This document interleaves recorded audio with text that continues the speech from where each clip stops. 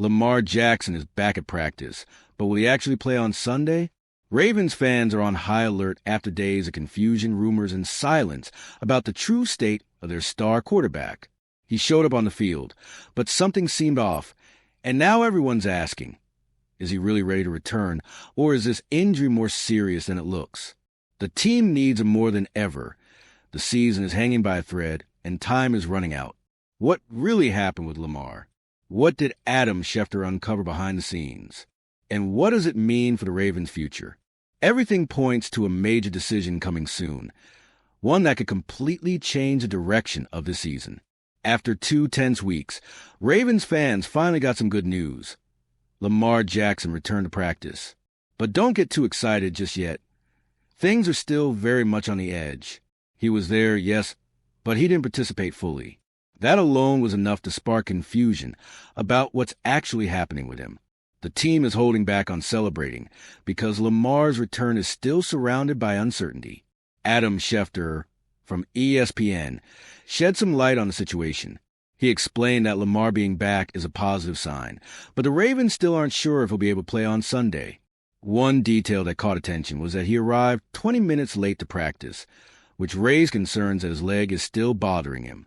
Schefter made it clear that the team wants to see how his hamstring holds up during a full practice before making any decisions. The atmosphere in Baltimore is one of total caution. Everyone wants to see Lamar in action, but no one wants to rush him back and risk making the injury worse. A setback now could mean losing the quarterback for much longer. Basically, the final blow to a season already on the edge. The medical staff and coaches are walking on eggshells, balancing hope with the fear of pushing him too hard. Lamar himself seems determined to return, but anyone who follows the NFL knows hamstring injuries are tricky. One day it can feel fine, the next it can lock up again. And that's exactly what the Ravens are trying to avoid. Thursday and Friday's practices will be the decisive test to see if his body can handle the game's pace. Meanwhile, the team is stuck in a tense waiting game. They know everything changes when Lamar's on the field, but without him, the hole is much deeper. This uncertainty around the quarterback opens the door to the key point of the week, Adam Schefter's updates and what they actually mean for the Ravens situation. Amid all this uncertainty, Adam Schefter has practically become the voice of both hope and doubt. On ESPN's Get Up, he tried to clear up the confusion around Lamar Jackson. According to him, the Ravens were encouraged by Lamar's return, but there's still no guarantee he'll play against the Bears.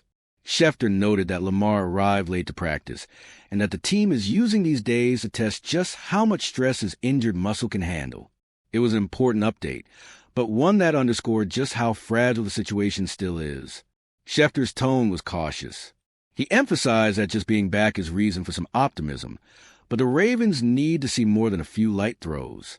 The team wants to know if he can run, make cuts, and react under pressure, everything that defines his explosive style. And there's a dilemma. If he can't play the way he always has, is it worth putting him on the field? Baltimore still doesn't have the answer. The whole situation shows how the Ravens season has turned into a tightrope walk. A full, problem-free practice could change everything and reignite the team's confidence. But any sign of limitation could mean another week with Tyler Huntley or Cooper Rush under center, which excites no one. Coach John Harbaugh knows he's handling the heart of the team, and any rush decision could be costly. That's why the atmosphere in the training facility is one of silent anticipation. Every detail of Lamar's practice is being closely monitored.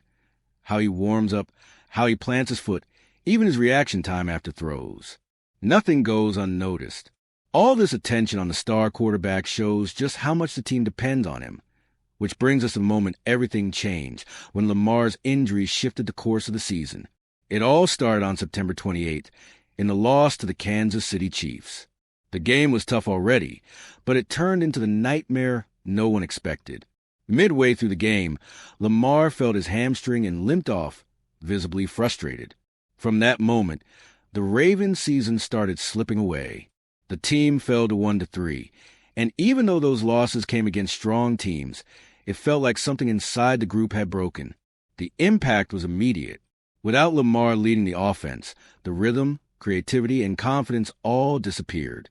Baltimore tried to stay competitive, but But the absence of their leader on the field hit hard. The team fought in some games, but it became clear that the offense revolves entirely around him. When the engine stops, everything else starts to fail too. And it's not just about stats. It's psychological. Lamar is the kind of player who changes a locker room just by being there. When he went down, the team seemed to lose not just their quarterback, but their emotional pulse. The offense became predictable. The running game lost explosiveness, and opposing defenses played with much more confidence.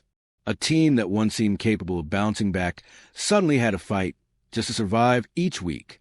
This string of losses pushed Baltimore into a deeper hole over time. Weeks went by without wins, without identity, without direction. And in this context, Lamar's absence revealed what everyone already knew, but maybe didn't want to admit. Without him, the team simply doesn't shine. That truth became even clearer in the following weeks, as the offense completely collapsed. All right, we're already past the halfway point of this video, but before we continue, I noticed you haven't left a like yet. It's really important because it helps YouTube keep showing you my content so I can keep bringing you the best news about the Baltimore Ravens. So go ahead and hit that like button. It's free and it really helps. Thanks. Now let's get back to it. Since Lamar has been out, Baltimore's offense has basically disappeared. 2 games, only 13 points scored, and a feeling of helplessness on the field. Cooper Rush and Tyler Huntley tried to lead the offense, but the results were disastrous. Neither could create rhythm. The passing game vanished, and opposing defenses dominated with ease. It was a total offensive collapse, and the standings reflected it, with 2 straight losses leaving the Ravens at 1-5. It's hard to even recognize this team without Lamar.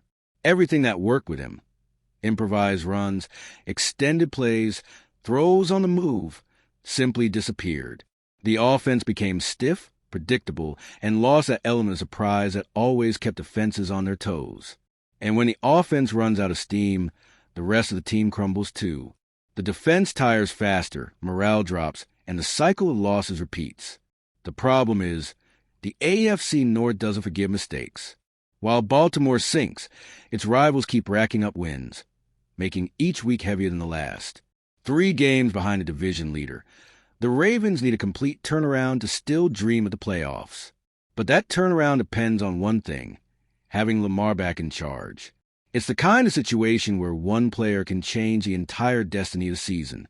And that difference is even clearer when you look at the numbers. When Lamar was healthy, his performance was simply absurd, and it shows exactly how much the team relies on him to have any chance of bouncing back. Even with the season crumbling around them, Lamar Jackson was playing at an elite level before the injury. He completed over 71% of his passes, threw for 869 yards, 10 touchdowns, and only 1 interception, all in just 4 games. MVP-level stats, and the craziest part, he made it look easy. His 9.1 yards per attempt passing and nearly 8 yards per rush show. He was at peak form, and his impact goes far beyond stats. With Lamar on the field, the offense has identity, confidence, and rhythm. Teammates play looser, play calls get creative, and the whole team feels like they can beat anyone. It's the kind of presence that changes the flow of a game, and without it, the Ravens have become unrecognizable. These numbers make the difference crystal clear. With Lamar, the offense is explosive and unpredictable. Without him, the team struggles to move the ball. It's a contrast that explains why the entire city is glued to the latest injury updates. Baltimore knows its season depends on the number 8. Now, with the Chicago Bears on a roll and aiming for a 5-2 record, the pressure only grows. The Ravens need Lamar on the field, not just for his talent, but for the energy he brings. And it's exactly this tension between hope and uncertainty that will define the next chapter of Baltimore's season. Lamar Jackson is back at practice, but the mystery is far from over. The Ravens are in that critical moment where every decision could make or break their season, and it all revolves around their star quarterback.